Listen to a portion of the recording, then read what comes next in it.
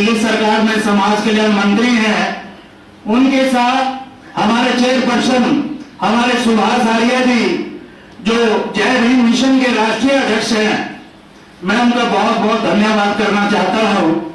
ये जो हमारे आज कार्यकर्ता सीपे सलार हमारे बीच में बैठे हैं, मैं इनकी तरफ से भी अपने मंत्री जी का बहुत बहुत धन्यवाद करना चाहता हूं। मेरी बहन ने बहुत शुद्ध विचारों के अंदर गागर में सागर भर दिया है, पर आज हमने इसको थोड़ा सा पीछे हटकर चलने वाली बात है। आज हम उस महापुरुष महर्षि वाल्मीकि, जिसको हम भगवान वाल्मीकि जी बोलते हैं, उनका जन्मदिन मनाने जा रहे हैं, क्योंकि सदियों से ये हमारे ऊपर थोपा गया, या हमारे बीच में से महर्षि वाल्मीकि, उसको हम भगवान मानते हैं। साथियों, मैं ज्यादा समय ना लेता हुआ एक बात जरूर कहना चाहूंगा। जिस रामायण को पूरा भारतवर्ष मानता है, हिंदू समाज मानता है, उसके जो वंशज है ना, हम जो बड़ा गर्व से कहते हैं कि मैं वाल्मीकि हूं, तो ये स्वर्ण जाति जो है, इन लोगों को क्यों नहीं मानती, मैं ये आप साथियों से पूछना चाहता हूं।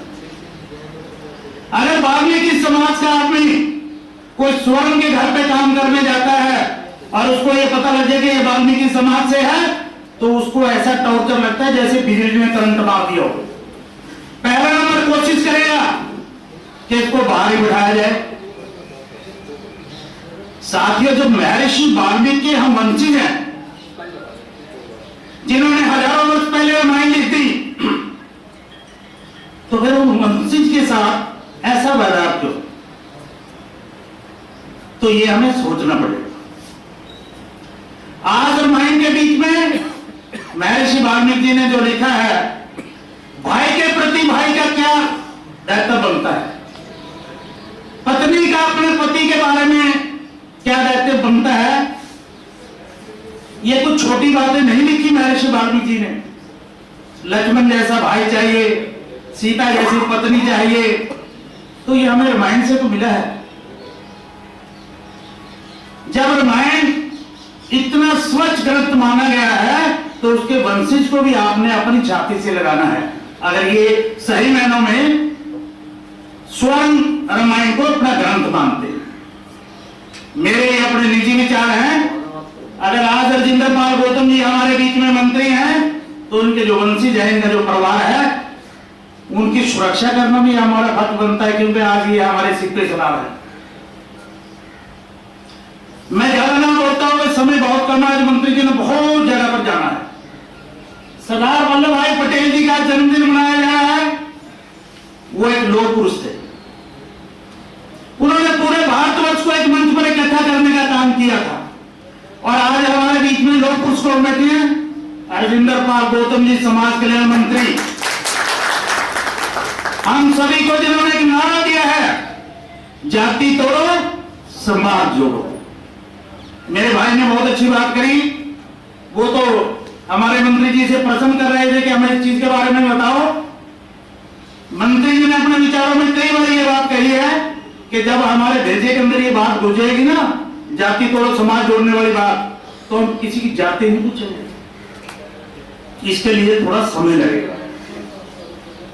वो बार बार एक बात बोलते हैं, अपने बच्चों को इतना काबिल बना दो ताकि आपको कोई जाति न पूछे। वो रोटी बेटी का रिश्ता सबसे पहले ये सोच के कर ले कि ये मेरी लड़की को कमा के खुआ सकता है, और पंजाबी लोग श्रवण जातियों में ऐसे चलता है। एक मैं छोटी सी बात आपको कहना चाहूंगा, जो हमारे IAS IPS बन जाते हैं, तो IAS IPS को अपनी फीस मिलने के लिए वो अपनी लड़की का रिश्ता करते हैं। इससे पहले जो मीटिंग चली, उसके अंदर एक पॉइंट, बहुत जबरदस्त पॉइंट आया कि जब कोई हमारा IAS बन जाता है, उसके घर में ब्राह्मण की बेटी चली जाती है, तो हमारा वो अम्बेडकरवादी नहीं रहता, वो हमारे समाज से उसका कोई लिंक नहीं है। वो जो हमारा IAS है ना, वो घर के अंदर चूहा बन जाता है, चूहा। जैसे चूहा बिल्ली से डरता है ना, तो वो अपनी मैडम से ऐसे डरेगा, तो वहां कौन गया? ब्राह्मणवाद। तो इन सारी बातों को देखते हुए मैं ज्यादा ना बोलता हुआ आप साथियों से प्रार्थना करना चाहूंगा कि आज इस मिशन को लेकर हमारे जिंदर पाल जी गौतम जी चल रहे हैं ना, बिना लालच बिना किसी उससे हमें इनका साथ देना है और उस मिशन को आगे बढ़ाना है। जय भीम जय भारत। बहुत कम। मंच के इस साइड बैठे मेरे सभी आदरणीय महानुभाव और मंच के उस साइड भी बैठे मेरे भाई और बहन, मुझे मौका मिला 2 मिनट का, मैं 2 मिनट में ही अपनी बात कहूँगा। मैं केवल इतना कहना चाहता हूँ कि आप जो सामने ये फोटो देख रहे हैं, ये बहुत बड़े बड़े लीडर्स लोगों की तो है, और ये जो इस कद के जो लीडर बने हैं तो अब जरूरी बात है कि उनके अंदर कोई ना कोई विशेष योग्यताएं ही होगी, अन्यथा वो इतना बड़ा लीडर नहीं बन सकता। इस रेस के अंदर अब हम भी अपना एक नेता जिसका नाम राजेंद्र पाल गौतम है, उनको हमने जुड़ा दिया कि आपने इनकी बराबरी करनी है। और जहां तक मेरा सवाल है, मैं इनके साथ हूं, हमेशा साथ रहूंगा।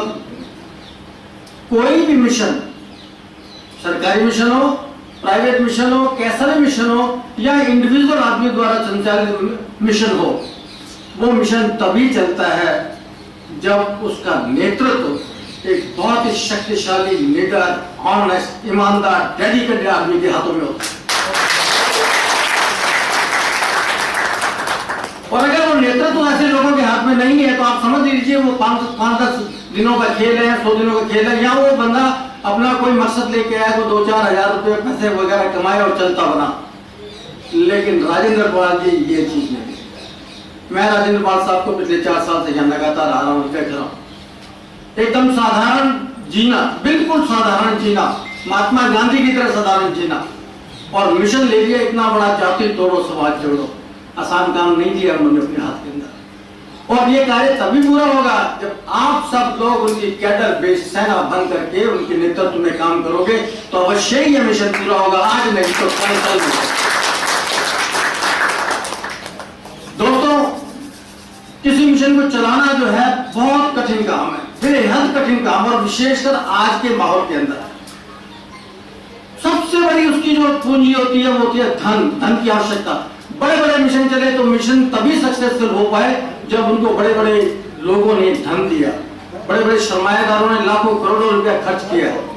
लेकिन बगैर धन के हमारा ये जो मिशन है ये भी पूरा नहीं हो सकता।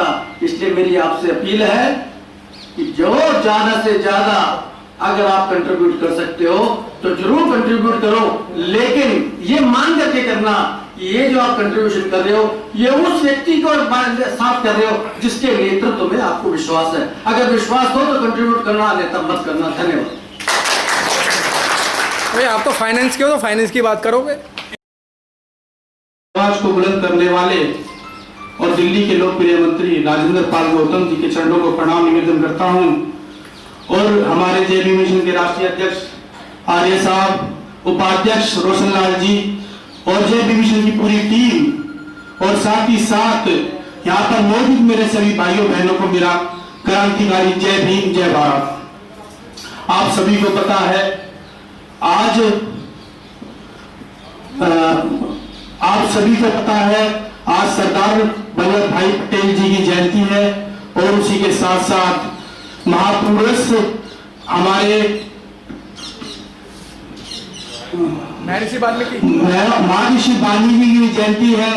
उसके लिए मैं दोनों को ये चरणों को कोटि कोटि नमन करता हूं, और मैं आप सभी को बता देना चाहता हूं महर्षि जी का कितना महत्वपूर्ण योगदान रहा, और इसके साथ साथ उन्होंने कितना बड़ा संघर्ष करा उन्होंने सभी समाज के लिए, क्योंकि उन्होंने इतिहास में नाम लिख दिया, क्योंकि उन्होंने रामायण लिखकर, और इसके साथ साथ इतिहास के पन्नों में जिस प्रकार से उन्होंने रामायण तो लिख दी, और इसके साथ साथ उन्होंने इतिहास के पन्नों में अपने स्नेह अक्षरों में महर्षि वाल्मीकि जी का भी नाम हो गया।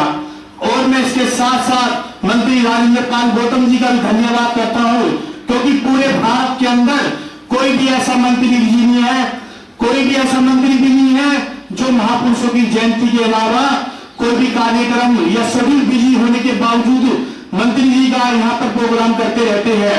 इनके लिए मैं दिलों की गहराई से उनका बहुत बहुत धन्यवाद करता हूँ। मंत्री जी, मैं कभी कभी ये भी सोचता हूँ आपका इतना शेड्यूल बिजी हो जाने के कारण आपके पास इतना बड़ा मंत्रालय होने के बावजूद आप कैसे समय निकालते हो महापुरुषों की जयंती करने के लिए, पुण्यतिथि करने के लिए, सामाजिक आंदोलन को जोड़ने के लिए और दलितों और पिछड़ों की आवाज को। आर्य साहब जी, उनका भी मैं हार्दिक धन्यवाद करता हूँ। वो भी मिशन जय भीम के लिए रात दिन एक कर रहे हैं। मैं आप सबसे एक ही गुजारिश करूंगा, आज समय कम है और अभी मंत्री जी ने ही बोलना है क्योंकि हम सब मंत्री जी को सुनने आए हैं। मैं एक ही बात कहूंगा, जितने भी हमारे महापुरुष हुए हैं, महर्षि वाल्मीकि जी, बाबा साहब अम्बेडकर, सरदार वल्लभ भाई पटेल, और जो भी उनके विचार थे आप सबको आप अवगत भी हैं, जानते भी हैं कि उन्होंने एक ही चीज पर जोर दिया है कि शिक्षित बनिए, संगठित रहिए, और उसी विचारधारा को आगे ले जा रहे हैं हमारे मंत्री रजतपाल गौतम जी। हम हर बार आते हैं, उनको सुनते हैं, उनके विचारों को सुनते हैं। उन्होंने जय भीम मिशन में एक नारा दिया है, जाति तोड़ो समाज जोड़ो। इस विषय पर वो हमेशा हमें कहते हैं कि भाई सब संगठित हो जाइए, जितने भी बहुजन समाज के लोग हैं, दलित समाज के लोग हैं, उनके विचारों को सुनिए। हम आते हैं।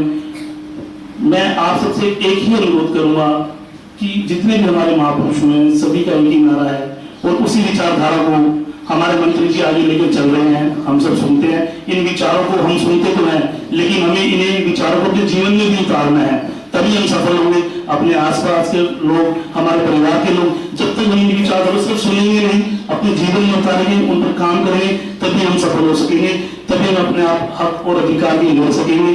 तो मैं मंत्री जी से एक बार फिर उनका धन्यवाद करता हूँ इस आयोजन के लिए। बहुत बहुत धन्यवाद मंत्री जी, धन्यवाद। Press the bell icon on the YouTube app and never miss another update.